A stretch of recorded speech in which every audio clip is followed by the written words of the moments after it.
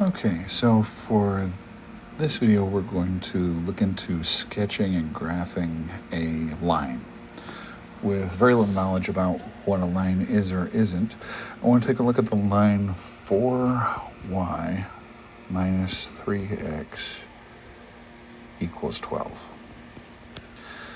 And when I think about how to sketch this line, if I kind of draw a line here, one of the things we notice about the line is that no matter the orientation of the line, the length of the line segment, it doesn't bend, right? That's one of the nice things about a line, is that it doesn't bend.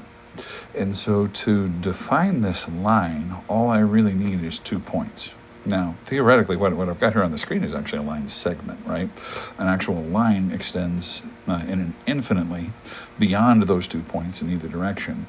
And what's highlighted in black here is actually just a line segment. So what I want to sketch is the entire line that's defined by that equation up there.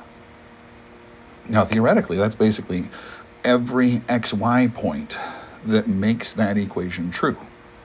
And so what we're really doing is looking at just a picture of the truth of that equation. And so when that is not the line that I've just dropped there. That's more for the idea that my lines don't bend. So all I really need to sketch or to see the truth of this line is 2 points. Well, the easiest 2 points are going to be where they cross the axis. And so if I sketch in a rather rough coordinate system here, I've got my x-axis and my y-axis. I don't know where my equation crosses the x-axis. I have no idea where this equation crosses the x-axis. But the point that it does will be the point at which the y value has not left the x-axis at all, right? It'll be the point at which the point is resting on the x-axis, which means I know the y value of that coordinate. The y value is 0 because it hasn't left the x-axis. I don't know where that point is on the x-axis. It could be over here, it could be over here, but I know the y value is fixed at 0. So to find the x-intercept, which is where the line crosses the x-axis, is called the x-intercept. I'm going to set y equal to 0 and solve for x. And that will give me the ordered pair, the point where my line crosses the x-axis. All right, so what's that going to be? That's going to be 4 times 0 minus 3x equals 12. Well, 4 times 0 is 0, right? So that term goes away.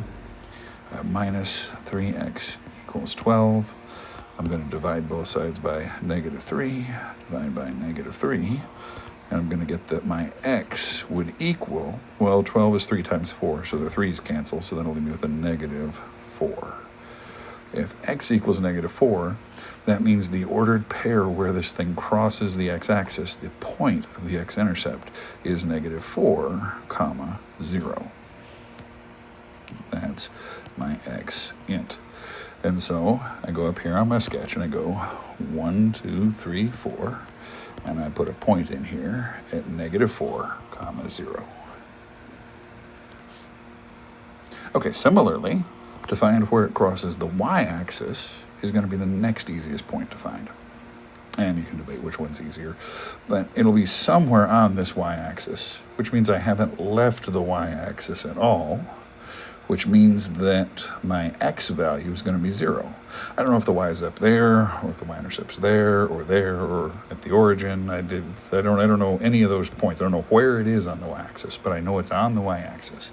And I know that a point on the y-axis hasn't left the y-axis horizontally, so the x value, which defines my horizontal movement, equals 0. So to find the y-intercept,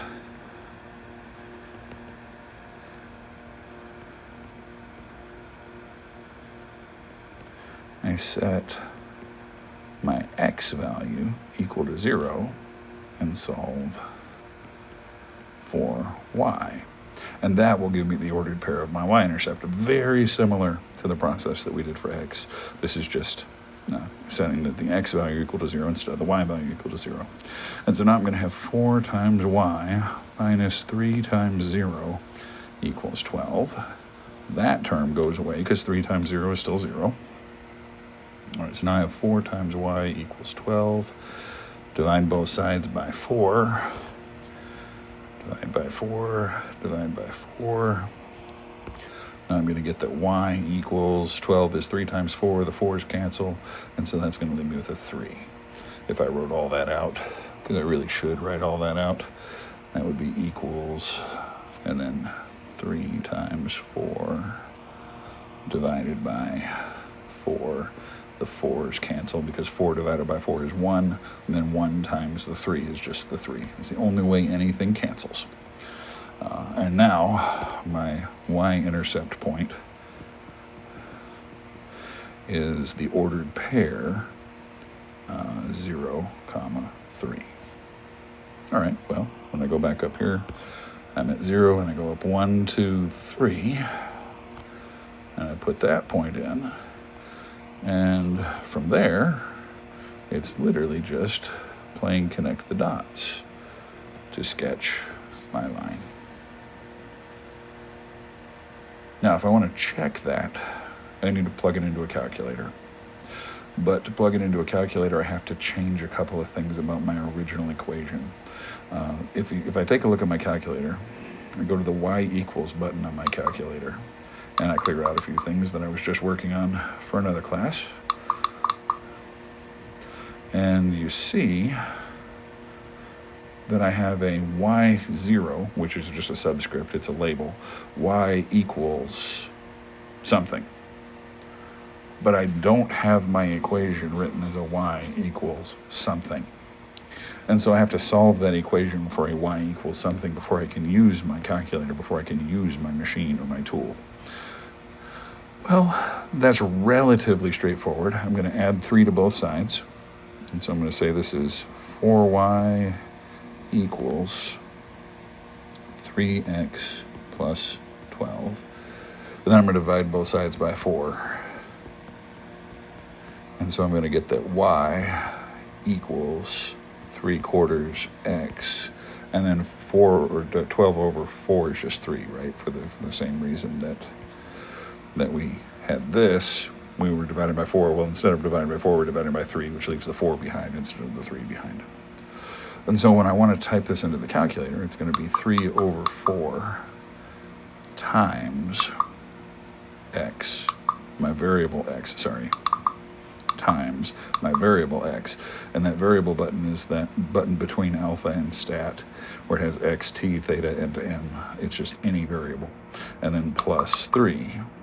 Go into my window, and what I've sketched here is kind of a negative 10 to 10 kind of window, so that's what we'll use.